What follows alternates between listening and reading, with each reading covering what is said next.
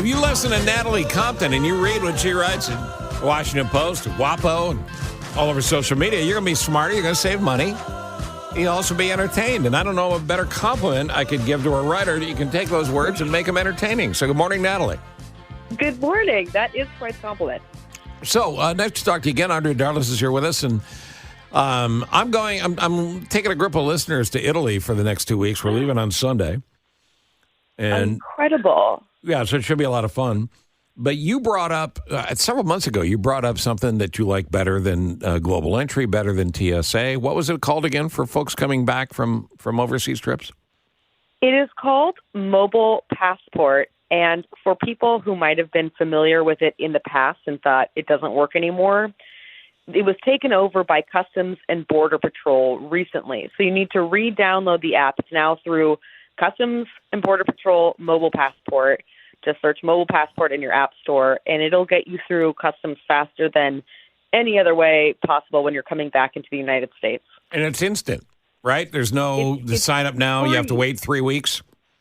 You can land in Chicago, download it on the app that moment, and within a couple minutes, you're done. You take a selfie, you input where you've landed, and it takes 2 seconds. It's really an incredible product. And it's free. And because most people don't want to deal with learning a new thing, nobody uses it. So it's never going to have a line for you. It's a really just amazing, magical thing to have. I'm literally downloading it right now. This is awesome. Yeah. You should too. You're leaving in a few days. Exactly. Natalie Compton is here, and let's make sure people do understand where to read what you're writing and follow you on social. So where do we do that?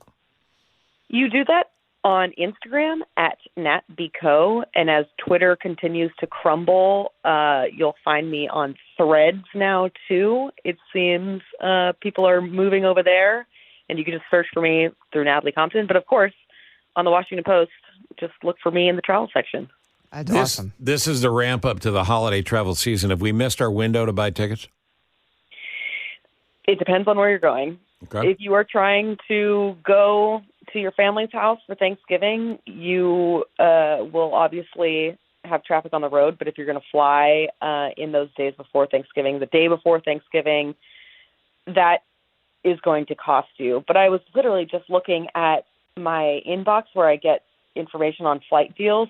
You could go to Europe for Thanksgiving instead and save a ton of money, but it'll cost you about the same if you want to go to California or New York or wherever. It's really unfortunate. They know we want to go see our families, so it's more expensive to do that than go to Fiji or wherever. No, so, Natalie, that's what I was going to ask you. So I'm seeing a lot of these pop-up trips, like through TravelZoo or whatever it is, like Iceland for $500 or, London, Dublin, whatever it is. Are these legit, or are you going to go to the site and there's going to be all kinds of different fees tacked on and tours and, vouchers? If you're looking through somebody like you set up a price alert through Google Flights and you see a good deal from Iceland Air or Delta, definitely trust that. I think when you're looking at something like TravelZoo and you're looking at a package, there are going to be different strings. You're staying in a particular hotel in a particular place, or you have to be on a tour. So that's a whole different ballgame. But when you're signing up for a service like the Going newsletter that sends you deals, they used to be called Scott's Cheap Flights, those are just flight deals. And yes, they might charge you for a checked bag or, it's a random destination that you might not have been planning for. Those are great deals. So all you have to do is convince your family, let's go to Iceland instead of Duluth this year. Yeah. Well, it's funny you say that because I had a couple of cousins I grew up with that came in this weekend to play golf, and they're coming in from upstate New York where we all grew up. Mm-hmm. And flying from Syracuse, New York to Chicago was more expensive than flying from Chicago to London on Friday. So go golf in London. I mean, that's crazy. Right? I mean, it's hard to wrap your head around it. That's the thing. That's a good point. There's nothing. There's nothing that is priced the way airline tickets are priced. I mean, you get on a plane, you're sitting next to somebody. The worst conversation you can have is, "So what'd you pay for your ticket?" Oh yeah, don't have that conversation. Yeah, because you're both going to the same place on the same plane, and they could be paying $1 and you're paying $1,000, and make you want to jump. Yeah, exactly. Natalie, what's one of the best deals that you're seeing out there right now? Right now, I mean, we are still seeing I get these price alerts right now for my Christmas flights, and I'm going to California, and I'm going on the 19th because now that we have more opportunities for remote work, we can maybe be more flexible with our schedules. I'm trying to get wherever I'm going to the holidays earlier. So I've still seen that prices are falling.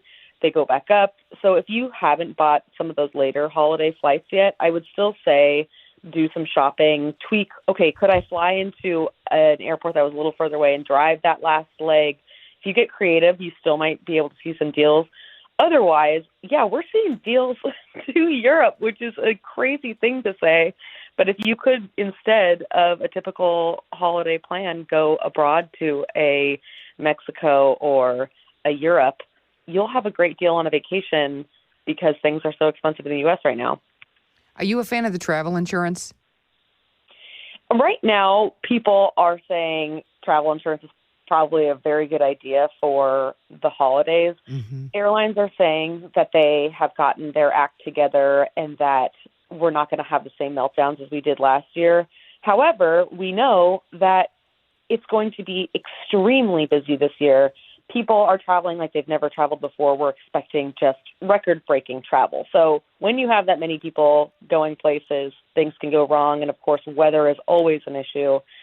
So don't plan anything to the minute. Make sure you're padding in flexibility to your trips, trying to fly out as early in the day as possible. So if something does go wrong, there are more opportunities to fix your travel day.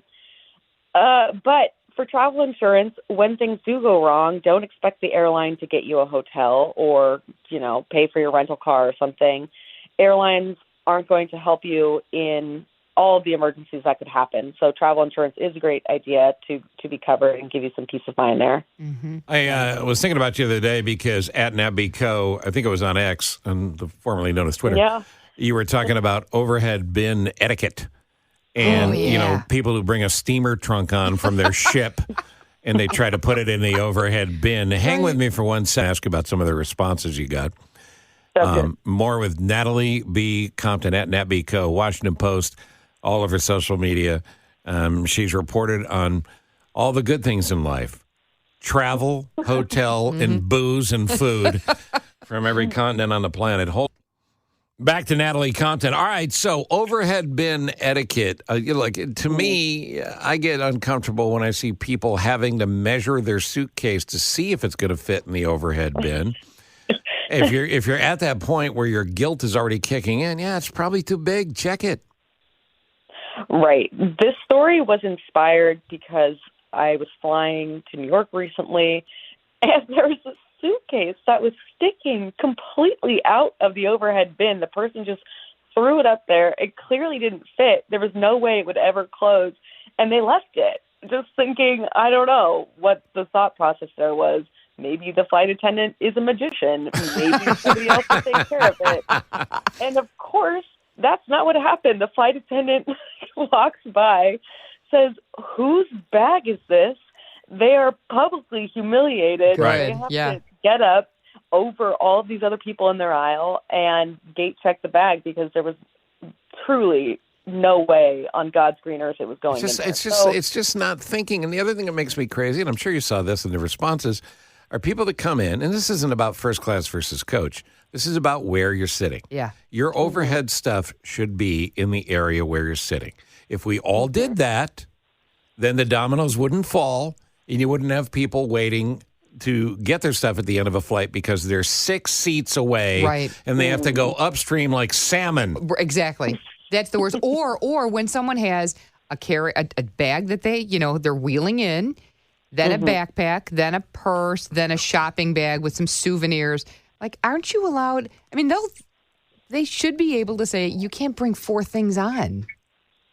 I have been seeing flight attendants more and more telling people at the gate, "What are you doing? Right. You got 4 bags. You bought a bunch of stuff at the airport or food. Duty free." And they're telling people consolidate your bags because, yes, the rule is usually you get a carry-on and a personal item, but we try to abuse the system. We think we're the one exception to this rule. What does it matter if I bring on more? But they're really starting to crack down. They're starting to charge people for items that are too big to be that personal item, and finding ways to streamline this process. Because at the end of the day, obviously the airlines are trying to make money, but the flight attendants, their number one goal is to get the flight out on time. And if you're slowing everybody down with 6 bags, that's a problem for them. So consolidate your bag before you go. And yes, stick to the overhead bin that's above your seat or just around your seat if things are already filling up, because you don't want to be fighting traffic to get your bag at the end of the flight. And it just makes things easier for everyone. And I will say, obviously, it's the airline's fault that we're even fighting about this, because if it was cheaper and easier to check your bag, we would have more people doing that and not having this panic. I got to have my carry-on bag only. I don't want to spend that $30, $50 to check this thing. Yeah. I would say this is a good post-retirement job for any cute little old lady that you rent yourself out at the airport to go on a flight, because you'll get extra grace when you're being selfish.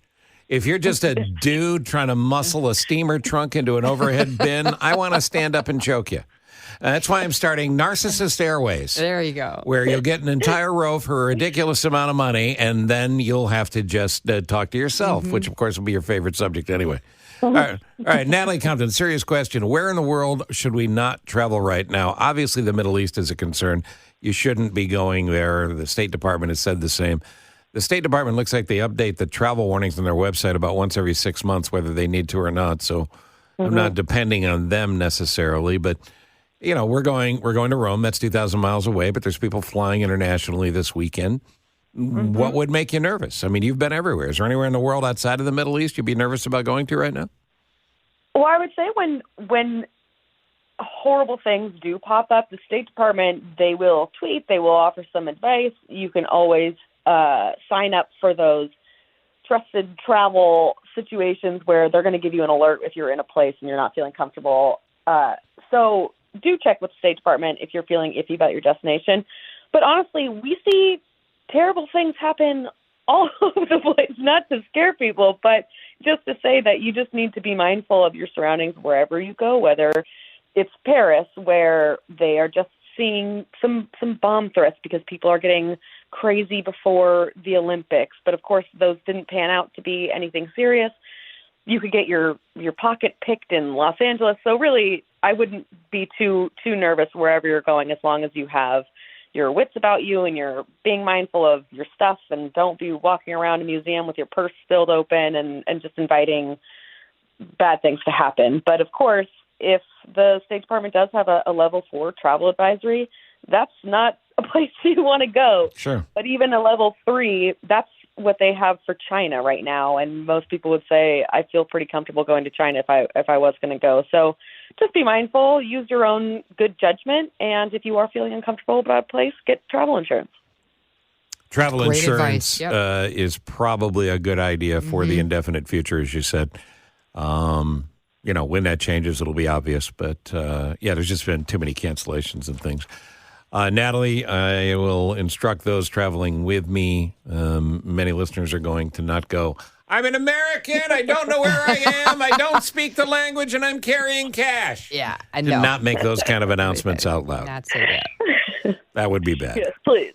And remind them not to walk into fountains and touch the precious items. Right? Because we've definitely been seeing problems with that in Italy as of late, and the Italians are over it. So just keep your hands to yourself and stay out of fountains. Don't etch things on the Colosseum. Yeah, how about that numbnut?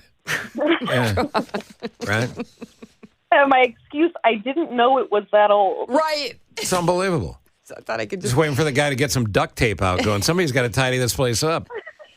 It's amazing. Natalie, thank you. Safe travels.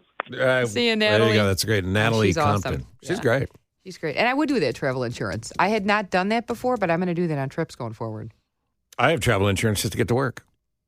Just to get to work Need and it, get yeah. home.